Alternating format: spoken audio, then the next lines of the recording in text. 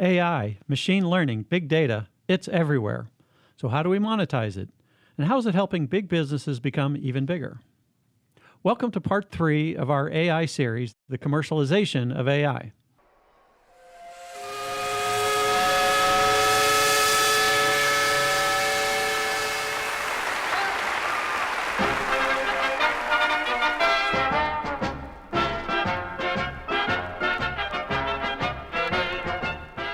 I'm Steve McLaughlin, Dean of the Georgia Tech College of Engineering, and this is The Uncommon Engineer.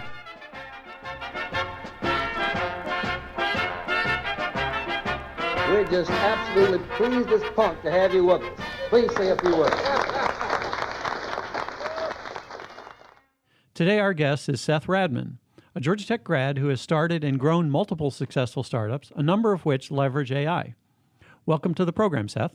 Thanks, I'm glad to be here.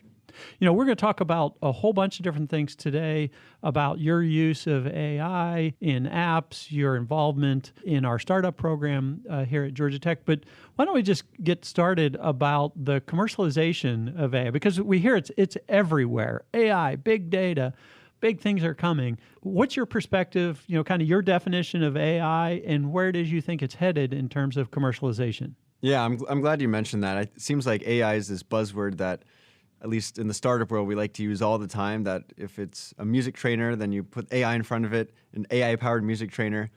I may or may not have done that initially with Crescendo. But I think the big thing that I'm seeing for AI is just greater accessibility. You take me, my background is in mechanical engineering, right? I'm not an expert in AI at all, but there's so many available tools and resources online nowadays that make it easy to use. So for example, in Crescendo, my music startup, which I'll touch on a little bit more later, we use a library that Apple provides called Core ML, which is core machine learning. And this enables us to have supervised learning and training directly on the device. And the way we use that is to understand if a user is playing the right note on their instrument. We're trying to help them improve. So I think this greater accessibility, we have more libraries that are available that you can just download a Python library, plug it in, give it some training data, and you're off to the races right away. But Siri is a really great example that's in the same bucket of Alexas and Echoes that on one side really excite me about the power of AI to provide more convenience to people, but on another side terrify me because of privacy. So take your Alexa, for example. You might have heard that it's always listening. That's not untrue, I'll say. It is often listening, especially at times that you might not expect it to be, not because it wants to eavesdrop on your conversations necessarily, but because by getting more samples from your voice, it can more clearly distinguish commands that you give it. So it actually improves the algorithm. And that type of training is something that's typically not done on the device. That's something that's done on a server, so that as you give more data, it passes that data up to a server, and then on a data center in Texas or wherever, not your phone or your Alexa, that's where the analysis is being done. That way it doesn't slow down your device. But another advantage that it has is it can compare your data with other users' data to form an even bigger data set. So you'll see this continual pattern that with AI, it is very accessible in terms of the technology to actually do it. But the big factor that hasn't changed is the quality of your data sample. If you don't have a lot of data and good data that's been cleansed, your algorithm is really not going to be effective. So that is one big advantage that the Googles, the Apples, the Facebooks of the world have over a lot of other companies. They have all the data in the world to do whatever they need. And now Alexa getting all the information, with Siri getting all that data, even some phone calls that Apple probably records, again, not to eavesdrop, but to get data samples from you, are used to improve your experience. But we're in this area where that's definitely a direct trade-off with privacy as a consumer, as we all know. As you were describing all that, I think I kind of had a big smile on my face, because hearing you talk about how individual users can develop apps on phones making use of this extraordinary power doesn't mean it's just going to be Amazon and Google, right, and Microsoft that have the power in their hands of developing tools that use AI. It can come from just an individual person who begins to learn how to use it on their smartphone. Do you see that exploding in the way that I do in terms of how much it's going to power individuals to make use of this on their own, by themselves, to develop an app to do even more things? Absolutely. I think in the sense that when the iPhone first came out, learning to build a mobile app was considered a pretty specialized skill, and now it's fairly ubiquitous. If you have an app idea and some money, or people nearby, it's not that hard to find someone to build an app for you. I think we're very close. I wouldn't be surprised if in a year or two, that the same kind of ubiquity that we see around mobile app development exists for data science, artificial intelligence, machine learning. And you're right, the technology is there that makes it so accessible. And these bigger companies are starting to be more and more innovative by forming partnerships with smaller teams to help with this. So for example, with Crescendo, we went through Google for Startups where they gave us some data that they have from audio data that enabled us to improve our algorithm and get more clarity on different types of commands. We'd worked with them on a system that would be allowed to essentially be a completely wireless system where a future version that we had thought of was, hey, I'm in my room, I have my music stand with my music on it, and I'm going to say, hey, Google, can you listen while I play and let me know how I do? And you'd have a camera somewhere, right? You'd be able to play your music. It would listen and be like, hey, great job, Steve. You rushed the chord notes at the beginning, but your tempo was perfect and your pitch quality was fantastic. Let's try one more time. Yeah, and this kind of virtual private instructor was a really neat concept that they really liked.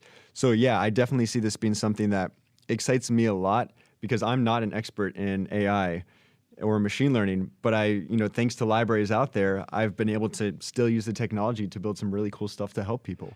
And so you mentioned Crescendo, and I think one of the ways you got started with Crescendo was through our program CreateX, Yeah, which absolutely. is our program to instill entrepreneurial confidence in our students and help them do startups. And so I don't want to totally get off the AI topic, but it would be good to kind of hear a little bit about your experience, like how you got started on Crescendo, your experience through CreateX, and let's not forget about AI too. Yeah, absolutely. I'm glad you mentioned that because I'm a huge fan of CreateX. So I went through the program and loved it so much that I actually came back as a coach now. So now I get to give back and coach some of the startups going through the program.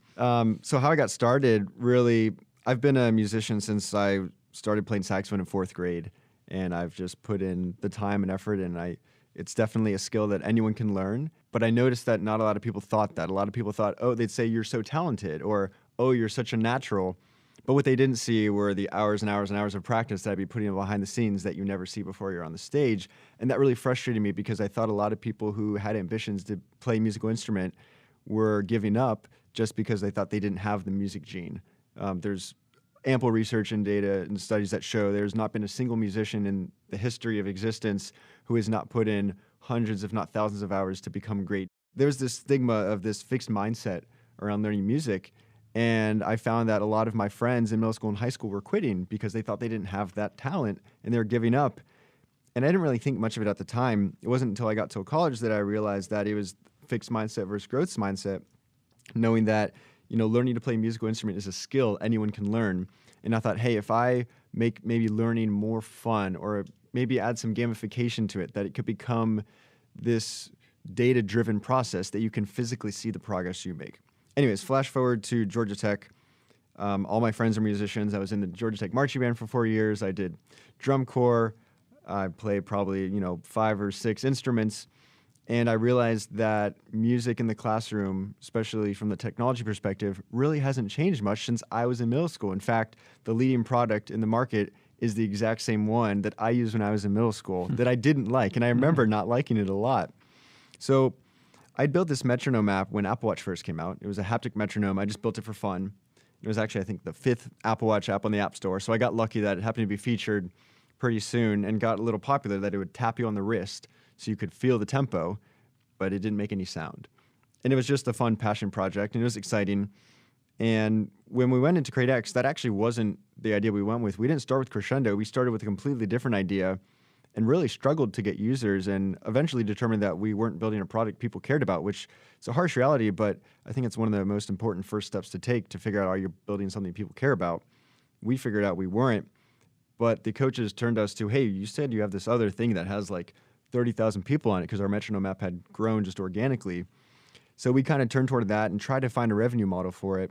Didn't quite succeed, but we realized there was a different opportunity that product I had used in middle school was only available for desktop as an app, not even a web app, but just you have to download it. It still had a CD. I mean, how many laptops that have a CD drive now? You have to get a USB extender for that. Anyways, so we saw an opportunity there, and that kind of formed the birth of Crescendo, which became this interactive music trainer on your phone that feels like Guitar Hero, but for real instruments. And we went through the CreateX program, which was huge for us. It provided us with great accountability and mentors who had actually done startups. We got some PhDs in the music technology program here to help us out. to do the hard, crazy stuff that I still don't know exactly how it works. But went through the CreateX program and had a fantastic time. And I constantly recommend that people are at least checking out the program. Because at first I thought I didn't need it. I thought trying to get help or mentorship was like a weakness, admitting that I needed help. But it turned out to be the best decision I made. And I promise no one from CreateX is telling me to say this.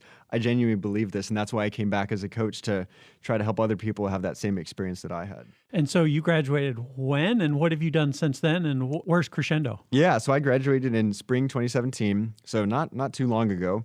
Since then, I've pretty much just been working on Crescendo, growing it and trying to get more partnerships and marketing deals. And I actually have some cool news to share that recently Crescendo was actually acquired by Ultimate Guitar. Awesome. Oh So my gosh. That's fantastic. Yeah, I appreciate it. It really been an incredible journey. So I'm now part of the Ultimate Guitar team, and I'm working with their product strategy team to essentially integrate our music analysis engine, our technology, into all of their product lines, where they have over 300 million people across the world who use their product every day. So it really brings me a lot of happiness that I get to make an impact to a ton of people all over the world. And I'm really thrilled to be joining the Ultimate Guitar team to kind of bring the vision that I originally had for Crescendo to life on a larger scale. Amazing. And I have to give credit to my other co-founder who's not here, Stephen Schwan. He also was Georgia Tech graduate in CS. We actually met in the marching band. We're in the mellophone section together. Without him, none of that would have happened. So I really leaned on other people who had an incredible skill set. It's really exciting, and I'm excited to see where things go further with the Ultimate Guitar. So, as you were talking about the power of the tools that are developing, where you don't even need to be a coder to develop an app, my brain went to, oh my gosh, you just eliminated 4 or 5 jobs. What's going to happen to all those coders? Sure. And I think that's just this broader question about advanced technology and how it, has this potential downside to eliminate jobs. What's your reaction to that? Yeah, it's a great question, and honestly, it's a big concern. It's something that we thought about really heavily at Crescendo, because a lot of the initial pushback we got was from private instructors and band directors saying, hey, is this replacing me? And originally, our truthful response was, oh, shoot, I don't know. I don't want to do that, but I want to help musicians. What we ended up finding was that there are definitely certain limitations with AI still. For example, stuff that's on the emotional spectrum is really tough. And unsupervised learning is still this big kind of gray area that has not been fully democratized for everyone to be able to use clearly.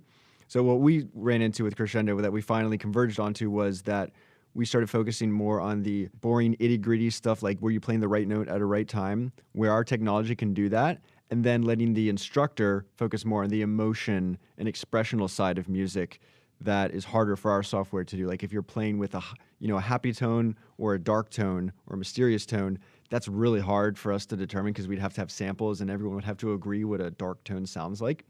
So yes, I do think it will lead to kind of the removal of some current jobs, but I think it will enable people in those roles to move into more creative roles that might be less tedious. So to be honest, that's a difficult part to predict, but I will say that I do think it's still a long time before AI is going to be writing code on its own and taking over jobs. There's just so much changing in the landscape of technology in terms of programming languages.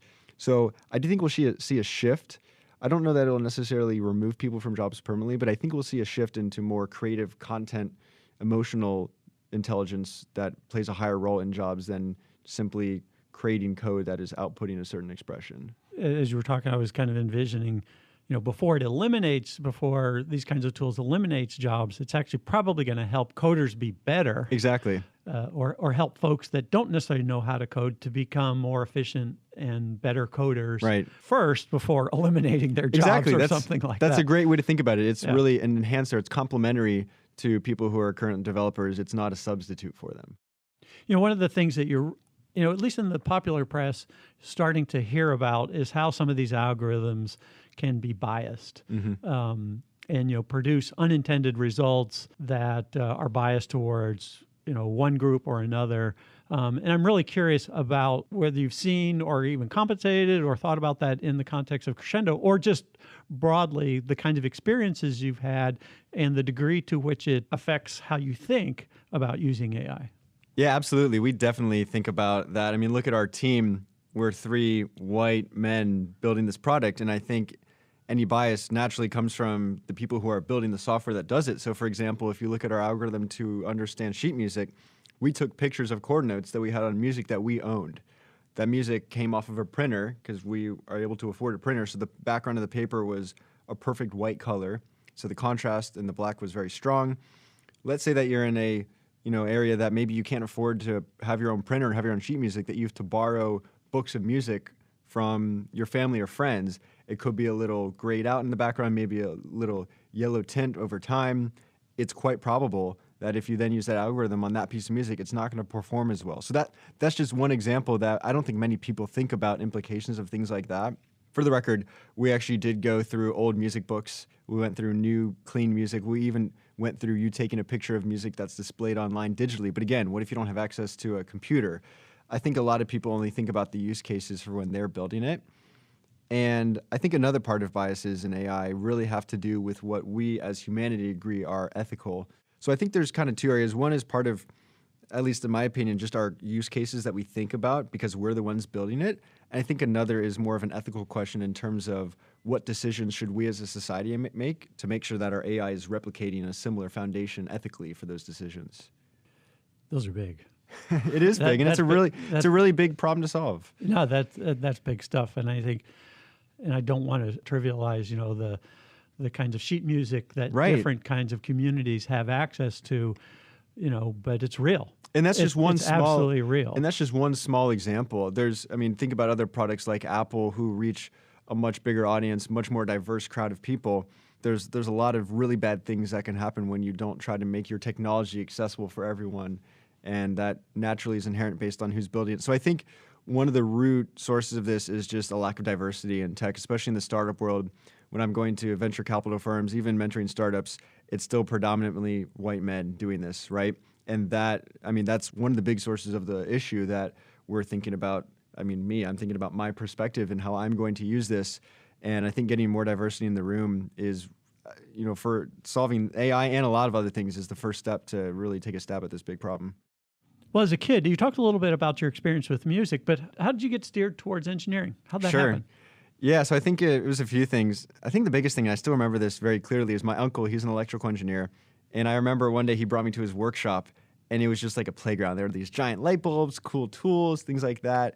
And my parents saw that I was interested in that. So for my birthday, they got me this cool little electrical circuit set where you could snap on different things together, have resistors and capacitors and light bulbs. And it was a toy for me. It didn't seem like I was learning.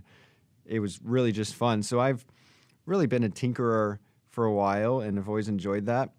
And I didn't really know what engineering to do, so I picked mechanical because it was, I was told, that would be broad. You'll figure out what you want to do. I'm still really glad I picked that major. I think it's really broad that it's provided me with a lot of background information in so many different domains that I can catch on and learn new things very quickly, even though I may be a little bit weaker in straight up CS and theoretical computational methods. What really kind of formed my pivot over there was an internship that I did. I was a stress engineer at an aircraft company, and I just got impatient with the pace that we were working at. So on the side in the evenings, I was learning how to code on my own because I had an idea for an app that I wanted to build. And that eventually spiraled into me kind of getting this really big obsession with apps. And for a whole year, I downloaded the app of the day every day, even if it was paid, just to see what makes apps good. To me, there's always been this really cool psychological challenge of why do we use the products we use and what makes me like this product and feel good about using it. And that's just been something that's always fascinated me. Well, one of the things that we always ask all of our guests here on the Uncommon Engineer is, what makes you an uncommon engineer? Yeah, that's a great question. A lot of things. I think probably the biggest, which I alluded to a little bit, is probably my obsession with apps. So over the past 4 or 5 years, I've designed over 50 iPhone apps. I've personally built probably about 20 or 30. And I've just gone really deep into this area because I think it's just incredible how I can build something that the App Store enables anyone in the world to download. I mean, with Crescendo, the reason we were able to grow so quickly and so big is because of the distribution that the App Store provides. And I know, in the .com boom, that was the internet. It provided you to do that.